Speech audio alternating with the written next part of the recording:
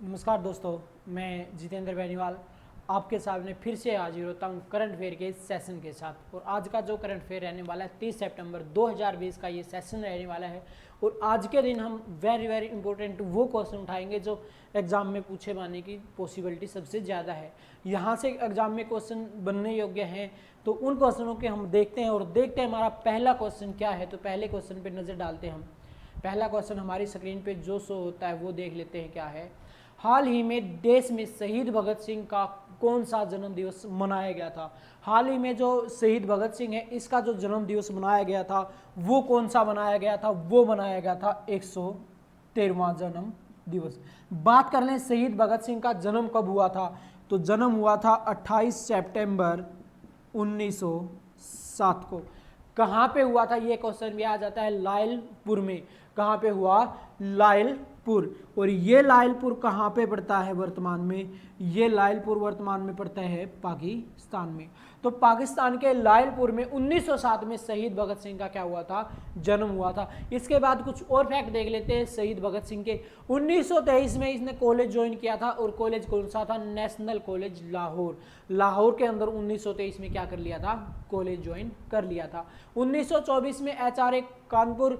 1925 में ये दोबारा से कहाँ पे लौट गए, ये लौट गए थे लाहौर। 1926 में एक मैगजीन आई थी, कौन सी, कृति मैगजीन। किसकी थी वो, सुभाष चंद्र शहीद भगत सिंह की।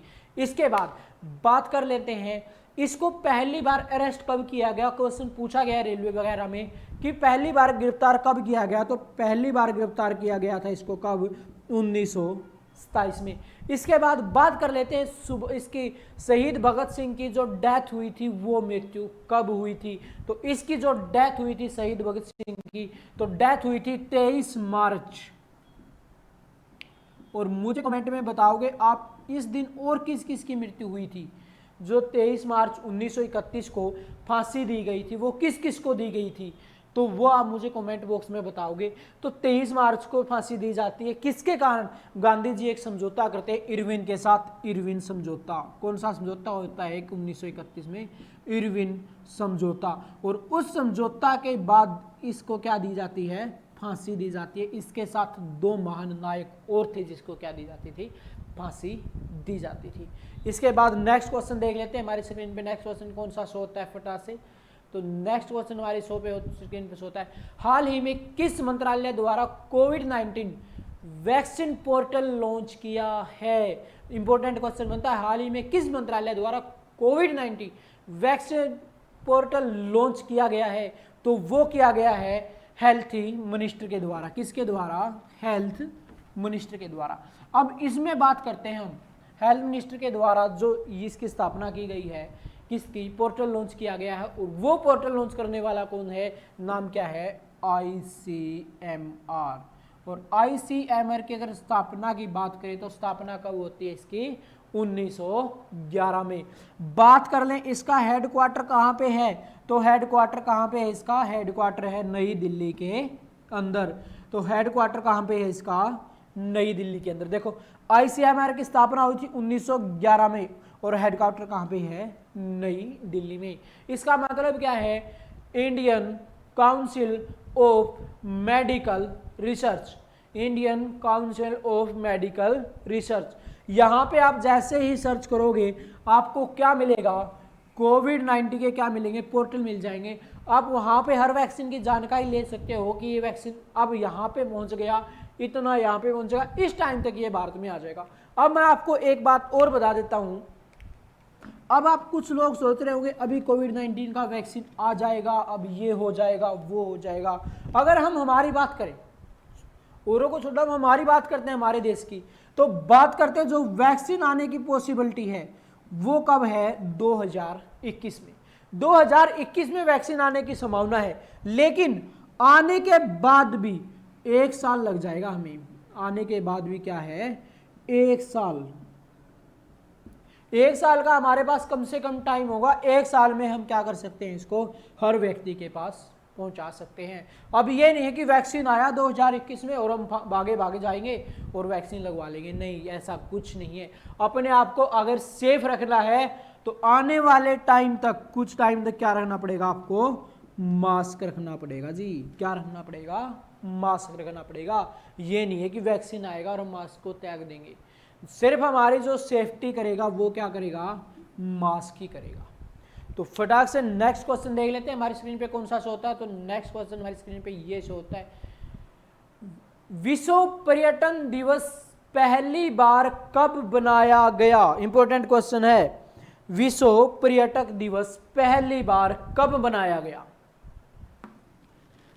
तो हाल ही में विश्व पर्यटक दिवस मनाया गया है, ये क्वेश्चन भी पूछा जा सकता है। देखो, हाल ही में विश्व पर्यटक दिवस है जो वो बनाया गया है कब? 28 सितंबर को। लेकिन ये क्वेश्चन क्या पूछ रहा है कि पहली बार कब मनाया गया था। देखो, पहली बार कब मनाया गया था? तो पहली बार ये बनाया गया था जी कब?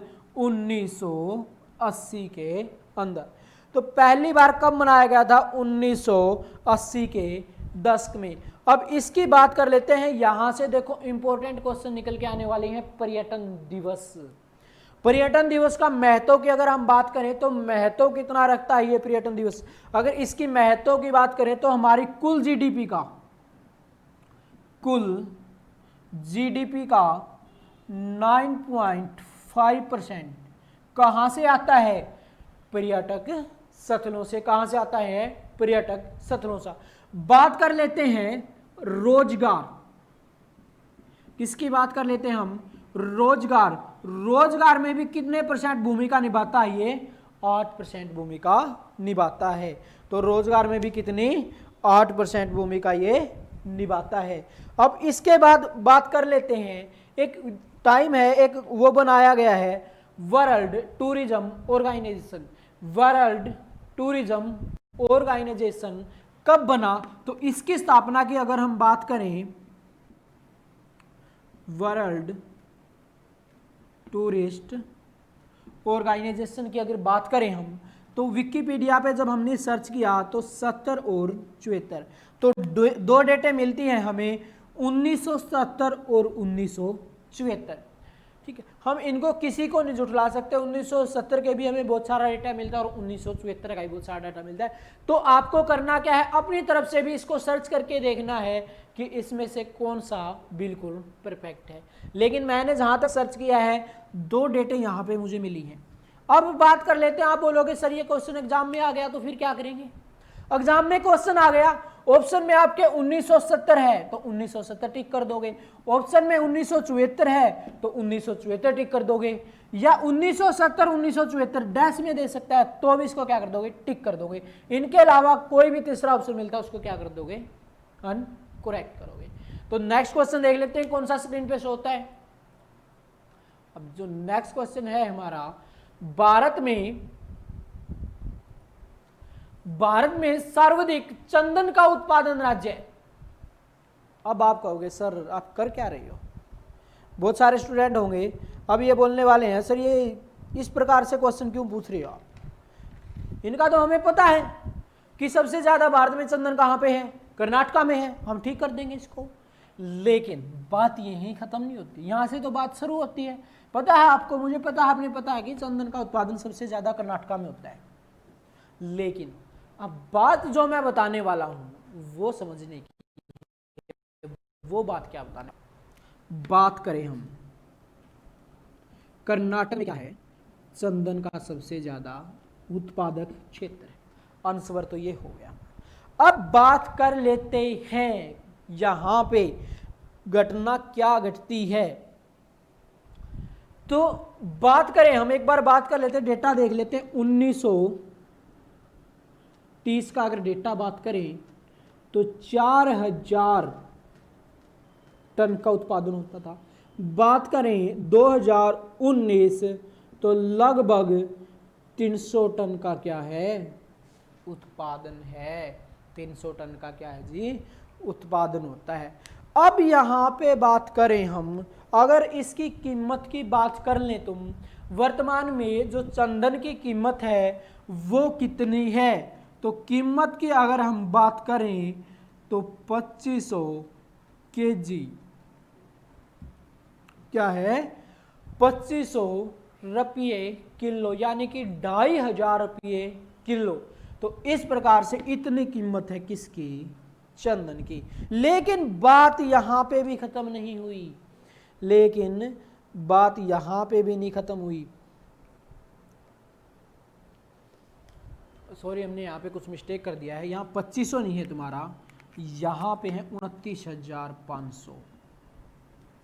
ठीक है, तो अब यहाँ पे अगर हम बात कर लें कर्नाटक की, जो चंदन की लकड़ी है इसमें बीमारी फैलनी स्टार्ट हो गई जी, और बीमारी का नाम क्या है, SSD। ये अब SSD नामक एक बीमारी फैल गई, और ये बीमारी फैलती कैसे है, तो ये फैलती है जो कीड़े मकोड़े बोलते हैं हम उनके काटने से, कीड़ों के काटने से क्या है, ये बीमारी फैलती है। तो अब आप बोलोगे सर इसमें कौन सी बड़ी बात है, फैलती है तो फैलने दो। नहीं जी, अब बात ये करते हैं, क्या इस बीमारी का कोई सॉल्यूशन है, इस बीमारी का कोई सॉल्यूशन है, तो आप कहोगे बिल्कुल होगा जी। नहीं जी, इस बात का क्या है, कोई भी सॉल्यूशन नहीं है। तो यहां पे कोई सॉल्यूशन इस चीज का नहीं रहा। इसके बाद बात कर ले हम, यहां पे तो कोई सॉल्यूशन नहीं हुआ, तो अब आप बोलोगे सर ये बीमारी फैली कब है, कभी अभी आई होगी हाल फिलहाल में? नहीं जी, पहली बार ये बीमारी कब मिली थी, 1899 में। कब मिली, 1899 में मिली थी। इतनी पुरानी बीमारी है और आज तक इसका कोई भी इलाज नहीं है। तो फिर इसका हम सॉल्यूशन कैसे करते हैं, ये फैल जाती है एक पेड़ से दूसरे पेड़ के अंदर, तो इसका सॉल्यूशन क्या है, तो इसका सॉल्यूशन एक ही है, पेड़ को क्या कर दो, जड़ से काट दो। अब आप बोलोगे सर कोई बात ना, एक दो पेड़ को काट के बीमारी को बाहर निकाल देंगे। नहीं जी, यहां पे बात नहीं रुकती। लगभग अगर बात करें हम तो 1 से 5%, कितनी, 1 से 5% इसको क्या करना पड़ता है, हर साल पेड़ों को काट दिया जाता है। अब मान लो 100 में से हर साल 5 पेड़ों को काट दिया, तो आप सोच सकते हो धीरे धीरे क्या है, तभी तो कभी 4000 था तो आज कितना है, 300 है, तभी तो कम होता जा रहा है। अब बात कर लेते हैं इसके अलावा और आंकड़ों की। बात करें हम 1913 की, कब की बात करने हैं, 1913 से 1916 की। अब ये बीमारी जब ज्यादा फैलने लगी तो यहां के अगर राजाओं की बात करें हम, यहां के अगर राजाओं की बात करें तो इन्होंने घोषणा कर दी कि जो भी इस बीमारी का इलाज बताएगा उसको हम क्या करेंगे, 10,000 रुपए देंगे। कितने, 10,000 रुपए। अगर बात करें हम उस दिन वाले 10,000, आज के मतलब कितने, 10 करोड़। अगर आज से उनको देखें ना हम, तो आज के तो 10 करोड़, यानी कि इस बीमारी का कोई इलाज बताता है तो उसको क्या दिया जाएगा, 10,000 करोड़ रुपए दिए जाएंगे। अब आपने एक नाम और सुना होगा, वो नाम कौन सा है, वो नाम है जी टीपू सुल्तान। कौन सा है, टीपू सुल्तान। अब लोगे जी मैसूर का टीपू सुल्तान हमने सबने सुन रखा है, हिस्ट्री में पढ़ रखा है। तो अब बात कर लेते हैं इस चंदन के वृक्ष को इसने क्या नाम दिया, तो इस चंदन के वृक्ष को इसने नाम क्या दे दिया, राजकीय पेड़। क्या नाम दे दिया जी, राजकीय पेड़। किसने, टीपू सुल्तान ने अपने राज्य का क्या मान लिया, इसको राजकीय पेड़ मान लिया। अब इस क्वेश्चन में इतना ही था, आगे बढ़ते हैं और नेक्स्ट क्वेश्चन देखते हैं हमारी स्क्रीन पे कौन सा शो होता है। हाल ही में रेडियो पाठशाला कार्यक्रम किस राज्य में प्रारंभ किया गया है, तो इंपॉर्टेंट क्वेश्चन बनता है जी, जो रेडियो पाठशाला कार्यक्रम है ये किस राज्य में प्रारंभ किया गया है। अब बात कर लेते हैं पहले हम, ये जो रेडियो प्रोग्राम है ये है क्या, वाक्य में क्या चीज है ये, इस चीज पे डिस्कस कर लेते हैं हम एक बार। उससे पहले स्टार्ट करें किसके, कौन से राज्य में शुरू हुआ। तो अब बात कर लेते हैं हम जो रेडियो पाठशाला कार्यक्रम, इस रेडियो पाठशाला कार्यक्रम के तहत, किसके, रेडियो पाठशाला के तहत क्या होगा, फर्स्ट क्लास से लेकर 8 क्लास तक, फर्स्ट क्लास से लेकर 8 क्लास तक क्या किया जाएगा, रेडियो चैनल पे क्या किया जाएगा, बच्चों को पढ़ाया जाएगा। किसको पढ़ाया जाएगा, बच्चों को पढ़ाया जाएगा। अब बात कर लेते हैं ये पहल शुरू करने वाला कौन सा राज्य है। तो ये शुरू करने वाला राज्य कौन सा है, ये है ओडिशा। कौन सा है जी, ओडिशा। अब ओडिशा के बात करें, ओडिशा के जो सीएम है इन्होंने क्या किया, ये बड़े ही मतलब पढ़े लिखे व्यक्ति हैं, सोचते अच्छा है, कार्य करते हैं। तो क्वेश्चन आ गया, बताओ ओडिशा का सीएम कौन है, आंसर कहां पे, कमेंट बॉक्स में। तो अब बात कर लेते हैं हम, इस सीएम जी ने क्या बोले, ये जो चीफ मिनिस्टर है ये बोले जी अब मैं क्या करूंगा, ओडिया भाषा में पढ़ाऊंगा। क्या करेंगे ये, ओडिया भाषा में क्या करेंगे, ये ओडिया भाषा में क्या करेंगे, ये बच्चों को क्या करेंगे, पढ़ाएंगे। कब, फर्स्ट से लेकर 8 क्लास तक के बच्चों पे, हर रोज सुबह 10 बजे से लेकर कब तक, 10:15 बजे तक। यानी कि हर रोज सीएम जी खुद 15 मिनट किसके लिए निकालेंगे, बच्चों के लिए निकालेंगे, और उनको कौन सी भाषा में पढ़ाएंगे, ओडिया भाषा में उनको पढ़ाएंगे। इसके बाद नेक्स्ट क्वेश्चन देख लेते हैं हमारे स्क्रीन पे क्या शो होता है। फिर हाल ही में पिनाका मिसाइल सिस्टम का बड़े स्तर पर उत्पादन प्रारंभ किया गया है, किस संगठन द्वारा, एक मिनट क्वेश्चन अच्छे से नहीं दिख रहा है, किस संगठन द्वारा विकसित किए गए हैं। मतलब जो ये पिनाका मिसाइल है इस सिस्टम को बड़े स्तर पर कौन उत्पादन कर रहा है, इसका बड़े स्तर पर, तो इसकी अगर हम बात करें तो इसका उत्पादन कौन कर रहा है, इसका उत्पादन करने जा रहा है कौन, DRDO। तो इसका जो आंसर है वो क्या है, DRDO। अब बात कर लेते हैं DRDO पिनाका मिसाइल का उत्पादन करने जा रहा है। अब बात ये आती है DRDO का स्थापना कब हुई, तो DRDO की स्थापना कब होती है, 1998 में।